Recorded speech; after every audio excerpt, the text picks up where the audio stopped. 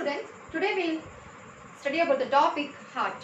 Heart is the second part of the circulatory system. The first part of the circulatory system we study about the blood. Now heart is the second part. Heart is also called as pumping organ of our body. Heart is also called as pumping organ of our body because it pumps the blood throughout our body. Now, first we'll study about the features of the heart. Means how it looks like and what are its characteristics. Heart, where it is located, heart is present between the two lungs. Between two lungs. Is the heart present at the middle or it is present at the left part of our body? The heart is present exactly at the middle of our body, in the chest cavity, that is in the thoracic cavity. There is a wrong assumption that we have the heart in the left side. It's a wrong assumption. We feel the heart is the left side because we hear more heartbeat in the left side, but heart is situated at the center itself. The reason is that the structure of the heart, the shape of the heart is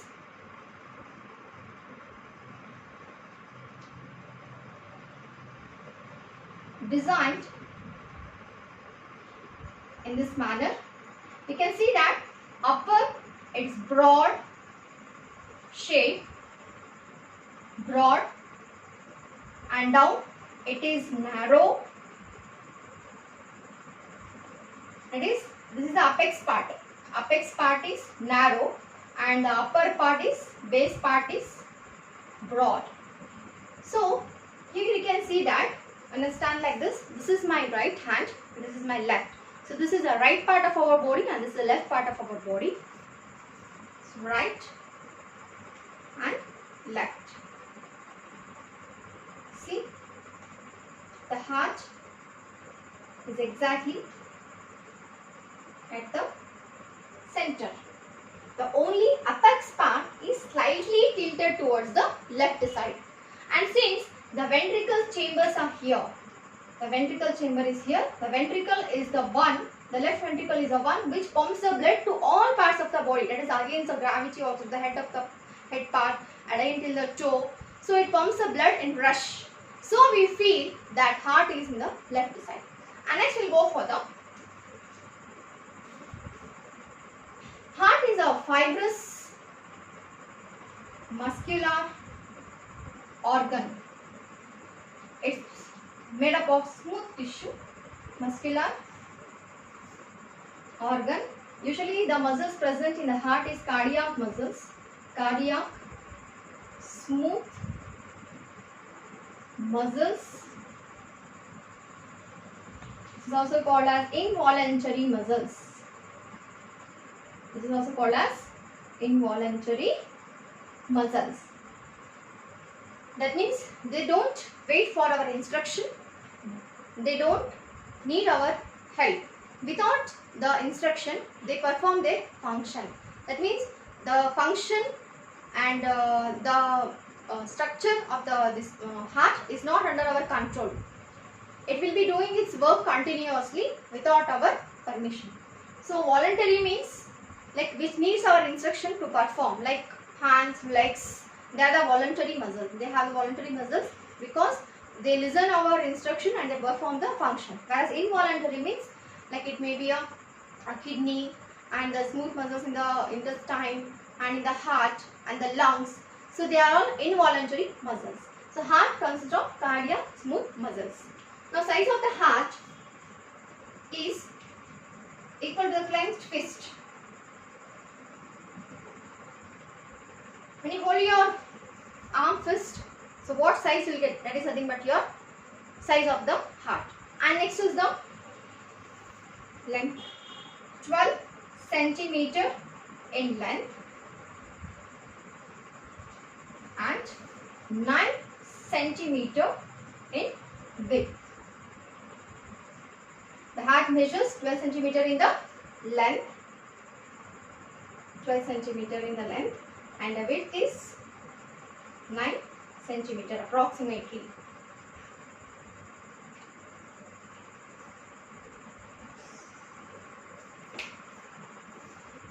What is the weight of the heart? The weight of the heart is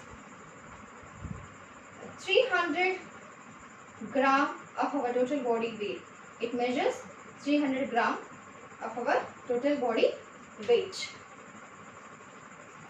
Now we will go for the structure of the heart. First we will study about the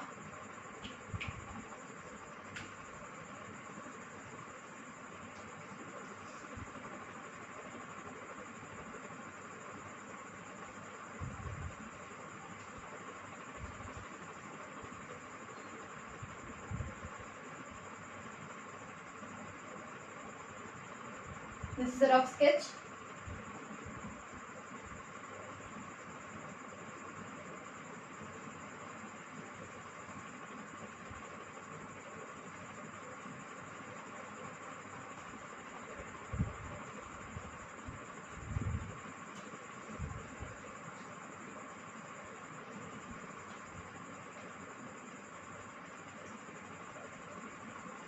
Fine. So now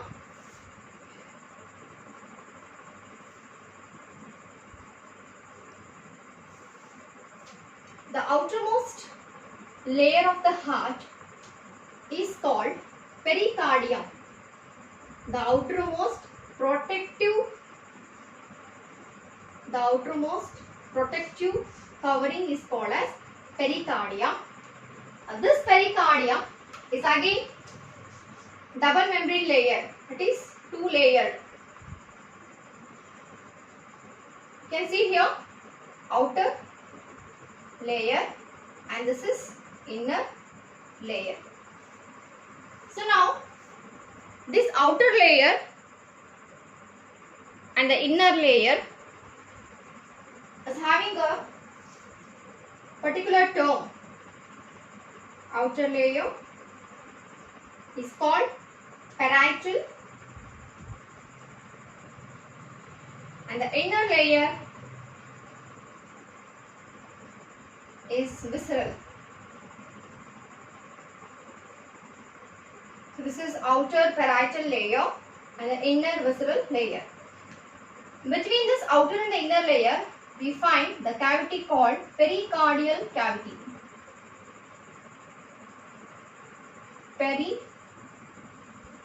Pericardial cavity. This pericardial cavity is filled with a fluid called as pericardial fluid. Pericardial fluid. The whole space is filled with the pericardial fluid. Now what's the function of this pericardial fluid? The function of the pericardial fluid is to protect the heart from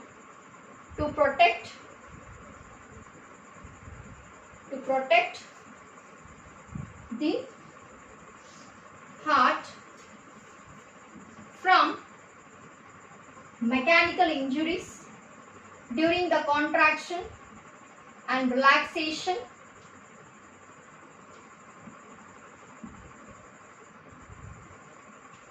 and to prevent friction. Friction means coming in contact with each other. So during the contraction and relaxation, if the outer surface of the heart it touches with the other organ, so the tissues may get damage or injury. So pericardial fluid will prevent friction and it helps in lubrication.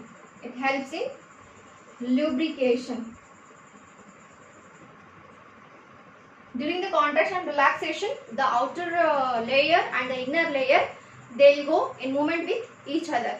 So during this movement, so outer layer and the inner layer, if they get touch with each other, they may get damaged. So this fluid which is present in the space between the outer layer and the inner layer, they should not get touch with each other.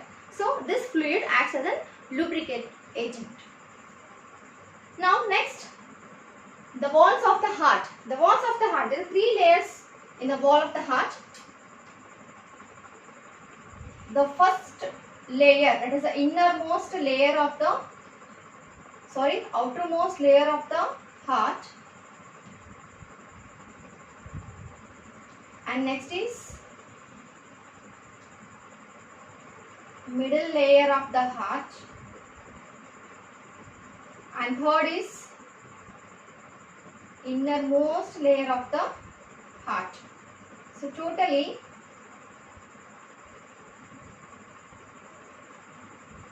3 layers are present. These 3 layers together we call wall of the heart.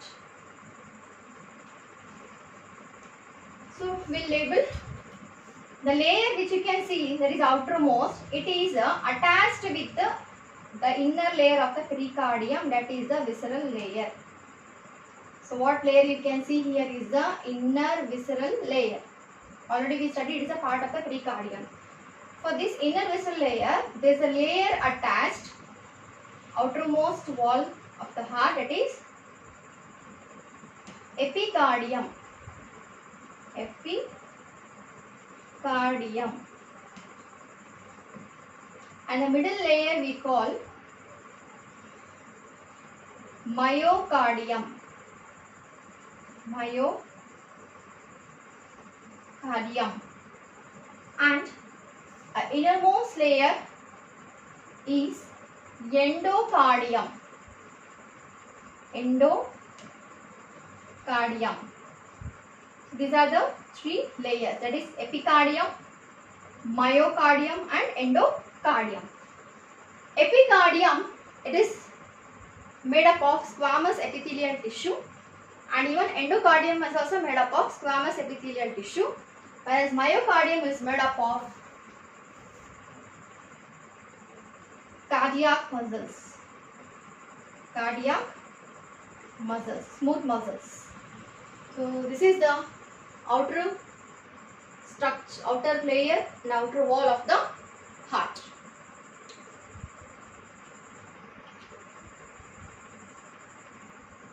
Now we will study about the internal structure of the heart.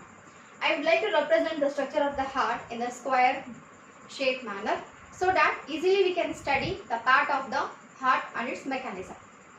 So now the heart is totally composed of the 4 chambers. Totally there are 4 chambers in the heart. These 4 chambers,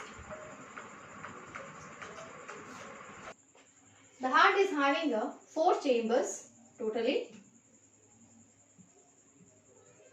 Upper chambers we call it as auricles, also called as atria. Lower chambers are called as ventricles.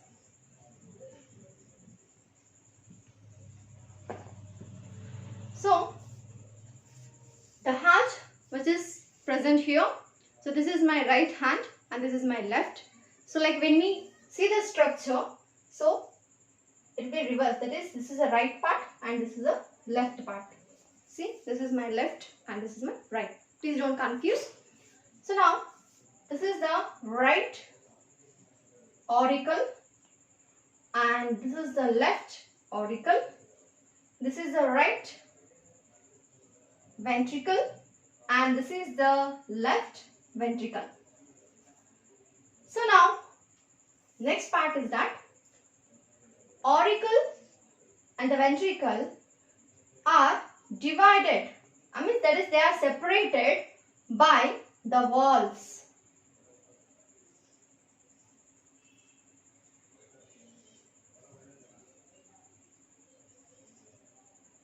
So here you will find the valve, that is tricuspid valve.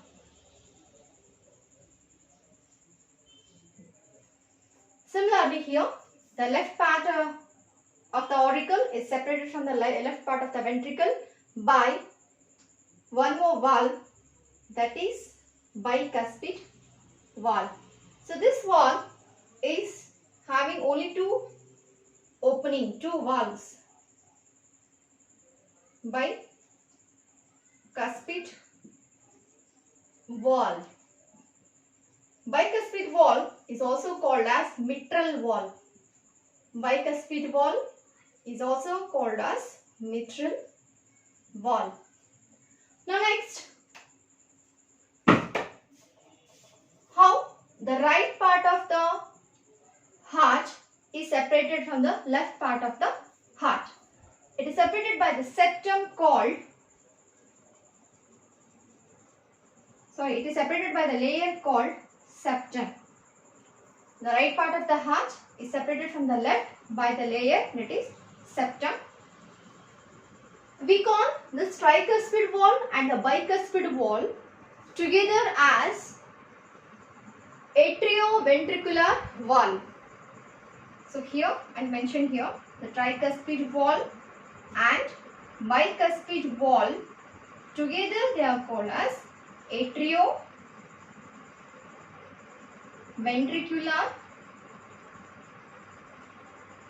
wall, because it's a wall that separates the atrial part from the ventricle part. So it is called as atrioventricular wall. And next we'll go with arteries. The artery present here is a biggest, a largest artery, that is aorta.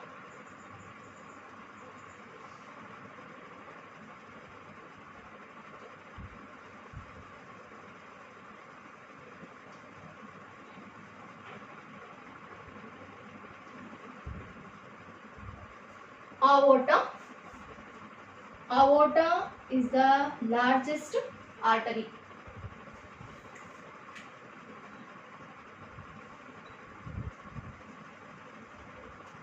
Aorta, it's the largest artery.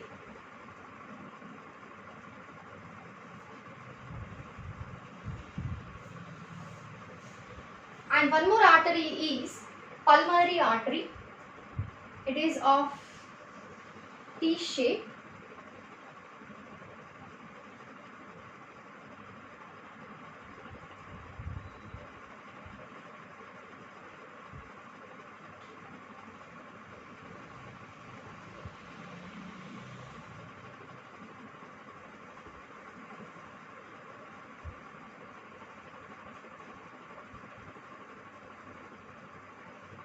It is of T shape, that is pulmonary artery.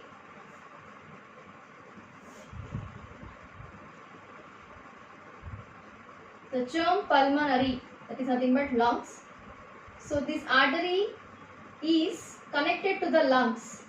So it is called as pulmonary artery. You see how it is connected. So this is the lung. So this is one part of the lung and this is like another part of the lung. Sorry, it's not exactly as a lung shape. So this is the right lung and this is the left lung. Now at the opening of the pulmonary artery and at the opening of the aorta, there will be a valve. Okay, there will be a valve in which 3 opening and 3 cusp we can see. So these are nothing but these both together called as semilunar valves. Semilunar valves. At the opening of the pulmonary artery and at the opening of the aorta, we can find the valve nothing but semilunar valve. So we label, we call it as here pulmonary pulmonary semilunar valve, and here we call it as aortic semilunar valve. Both together called as semilunar valves. And if we go further, veins. Veins, sorry, one more artery is there, I forgot. That is coronary artery. Coronary artery, they arises at the opening of the aorta. Aorta is the artery that supplies the oxygenated blood to all the parts of the body. You will come to know during the mechanism. So, oxygen carrying vessel it is, that is the artery. So, at the opening of the aorta, where the oxygen rich blood enters, at this opening arises the artery, that is coronary artery. Coronary artery. So this coronary artery carries the oxygenated blood and it supplies to the walls of the heart or the tissues of the heart for performing the function of the heart. The heart has to perform its work, means even it needs the oxygen. So who will provide this oxygen? Coronary artery will carry the oxygen from the opening of the aorta and it is connected for the walls of the heart and it supplies the oxygen rich blood to the walls of the heart to perform the function of the heart. The whole heart is supplying or pumping the oxygen to the whole part of the body, but also it cannot enjoy with all the oxygen. It cannot enjoy with the sufficient oxygen. It can enjoy or it can take the oxygen only that is supplied by the coronary artery, because the walls of the heart are connected with coronary artery. Coronary artery is the one which supplies the oxygen to the walls of the heart for performing the function. Now here, aorta carries oxygenated rich blood. As I told, coronary artery carries oxygen rich blood. What do pulmonary artery carries? It carries deoxygenated blood, that is carbon dioxide rich blood. Here, see, this represents oxygen rich blood and this denotes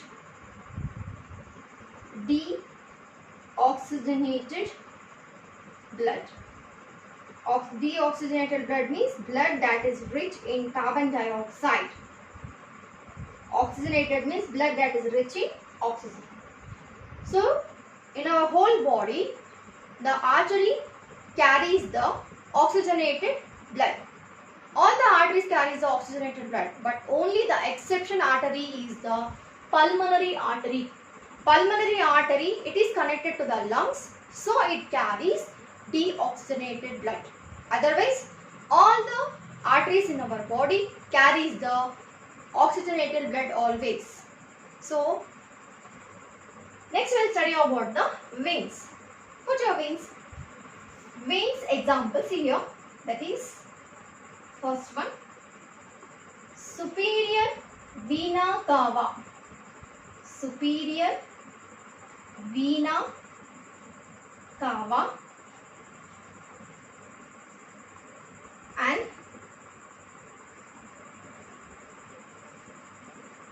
this is one. Next is inferior vena cava. Inferior vena cava. So superior vena cava and inferior vena cava. Superior vena cava is also called as anterior vena cava. VC represents vena cava and inferior vena cava also represents, means also called as posterior vena cava. alternate names: anterior vena cava, superior vena cava, posterior vena cava, inferior vena cava. That means, what's the work of the vein? This is a vein actually.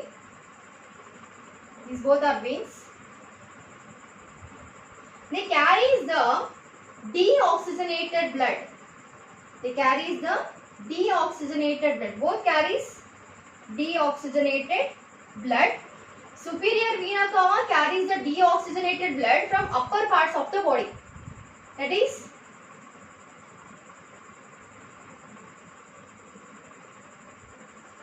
the upper part of the body.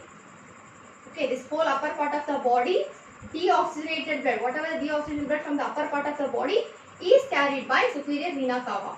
And the lower part of the body, this is the lower part and this is the upper part. So upper part of deoxygenated blood is carried by superior vena cava and the lower part deoxygenated blood is carried by the inferior vena cava. So the work of the superior vena cava and the inferior vena cava is to carry the deoxygenated blood.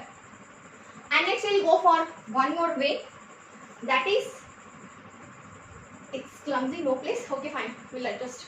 So one more vein, that is pulmonary vein.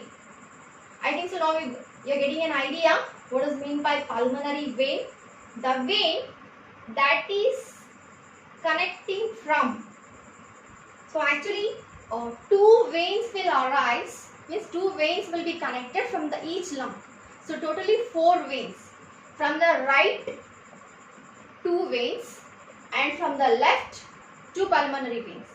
2 pulmonary veins from the right lungs and 2 pulmonary veins from the left lung. So totally 4 veins will be there. But here I will represent only one vein.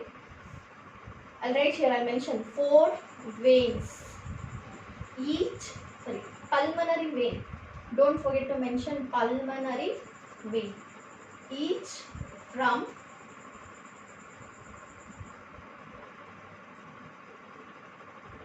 each 2 pulmonary veins, totally they are 4.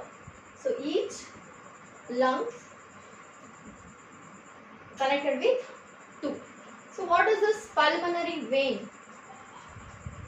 Pulmonary vein. It carries oxygenated blood. Where it carries the oxygenated blood from? It carries the oxygenated blood from the lungs. In the lungs, the exchange of the gases takes place in the alveoli of the lungs. The alveoli, they are the air sacs present at the end part of the lungs, which are connected to the end part of the bronchioles. So these alveoli are covered or surrounded by the capillaries. So between the capillaries and the alveoli, the exchange of gases takes place. The capillaries will give the carbon dioxide to the alveoli and that carbon dioxide is exhaled out, and the alveoli which we inhale the oxygen, not intake, sorry, inhale, which we inhale the oxygen, that oxygen is taken till the alveoli and the alveoli will send that capillaries will absorb the oxygen from the alveoli. So carbon dioxide from the capillaries to the alveoli and the oxygen from the alveoli to the capillaries. So now in the lungs what happens? Vein will be connected. So this vein, after this exchange function takes place, exchange of gases takes place, pulmonary veins are the one which carries the oxygenated blood. So from the heart, deoxygenated blood is carried. That is, right part of the heart carries always, which will be filled always with the deoxygenated blood. And the left part of the heart is always filled with oxygenated blood. So pulmonary artery will carry the deoxygenated blood and it gives to lungs. And in the lung, exchange will take place. Oxygen, it is purified, blood is purified, and oxygen rich blood will come to the left auricle by the pulmonary vein. So these are the parts. These are the parts of the heart.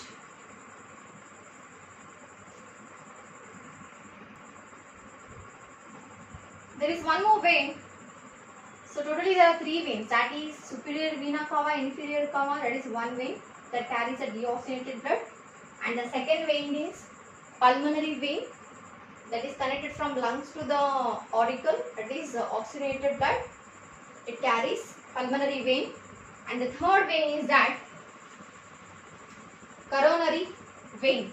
The third vein is coronary vein. We call it as coronary vein, or we call it as coronary sinus. The function of this coronary sinus is to carry the deoxygenated blood from the walls of the heart. Where is actually it is located? It is located within the walls of the heart. Its function is to carry the deoxygenated blood and to pour it into the right auricle. It carries the deoxygenated blood from the wall of the heart, and again it brings back to the right auricle, because that blood should be purified. Whatever the carbon dioxide which is there, content is there, that should be given out, and that blood should be rich in the oxygen. Again it should be supplied for the walls of the heart by the coronary artery. Now what happens if the coronary artery is blocked?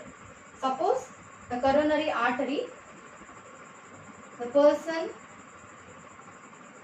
whose cholesterol level will be more, so his heart coronary artery may get blocked. This is nothing but called as blocking of coronary artery. Blocking of coronary artery. When coronary artery blocks with any of the cholesterol, so thus it causes a disease called a heart disorder called myocardial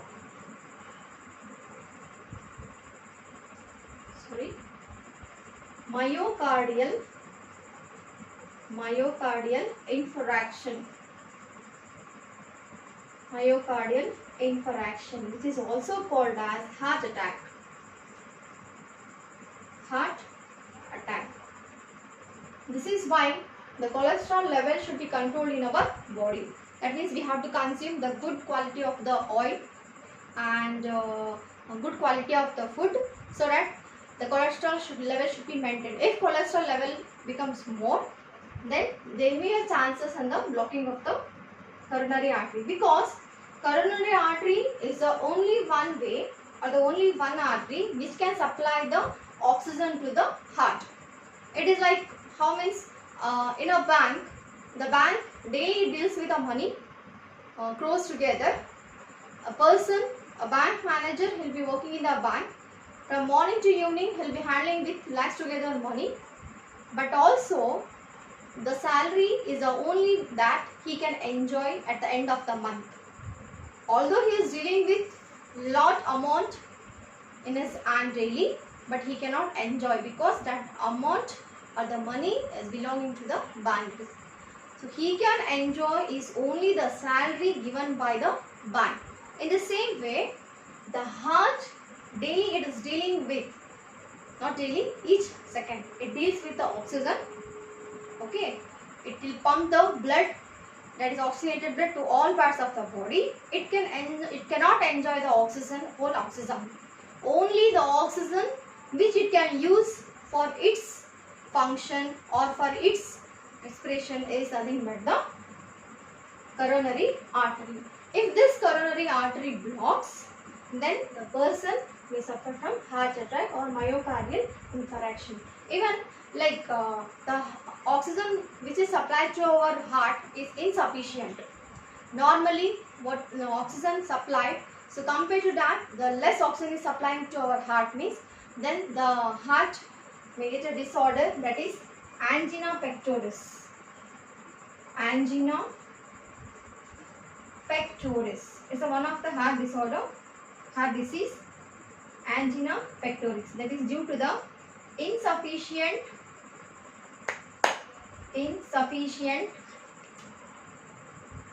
supply of, angina pectoris is due to the insufficient supply of the heart. So now we will study here. This is a dorsal view. Dorsal is nothing but the back view of the heart. And this is a ventral view, that is the front part of the heart. So, you can see in the picture here, the vein present at the back. Can you see here? Yes, this is the superior vena cava and this is the inferior vena cava. Superior vena cava, you can see here, which is representing upper part, and the inferior vena cava, that is in the down part, it is here. And a T-shaped artery, that is the pulmonary artery, and the main arc artery, it is the largest artery, it is the aortic arc, and two veins. You can see here, this is connected to the right lung, so two pulmonary vein, and this is connected from left lung, that is left pulmonary vein, and this is the ventricle part and this is the auricle part. Auricle part, it measures very small compared to the ventricle. You can see here, this is the auricle and this is the ventricle region. So till here is the auricle and here is the ventricle. The auricles are separated by a thin septum, whereas the ventricles are separated by a thick septum, because they have to pump the blood to the upper region, whereas from the auricles the blood will be pumped with less pressure to the down. So as we go up to down, easily we will get down because pressure required is very less. When we have to move from down to up means we have to climb the steps, means we need greater energy, we need a greater pressure. So that reason the wall between the ventricles are very thick and the wall between the auricles are very thin. And here you can see that this is the aortic arc. This is the aortic arc. And you can see here, this is a tricuspid wall. It's having three walls, so it is called as tricuspid. Three cups are there. So cups like structures, that is a tricuspid wall. Three cups shaped, that is cups. We call it as actually cups. Openings we call it as cups. Cusps. And here is bicuspid, that is two are present, so it is called as bicuspid. And we forgot to discuss about a structure called as chordae tendineae. Can you see here? There is a structure called as chordae tendineae. Chordae tendineae is a structure that helps to hold the walls in position. You can see the walls. They are like almost triangular in shape. You can see that they are almost like triangular in shape. They are the flap-like structure. So this structure, that is tricuspid wall and the bicuspid wall, they are holded in position by the structure called as chordae tendineae. This chordae tendineae are attached to the ventricles wall by the one more structure called as papillary muscles. So why they are held in position? When tricuspid wall, bicuspid wall, when they are closed, they should not be moved to the front part, that is to the auricle part. Again they should be brought to the same position. So that reason the chordae tendineae, they hold them in position for their movement so that they should not go back to the auricle part in the reverse way. So this chordae tendineae holds the tricuspid wall and the bicuspid wall. The chordae tendineae is holded or is linked, or it arises from the muscles called as papillary muscles. Where these papillary muscles will be present? They are present in the ventricle part.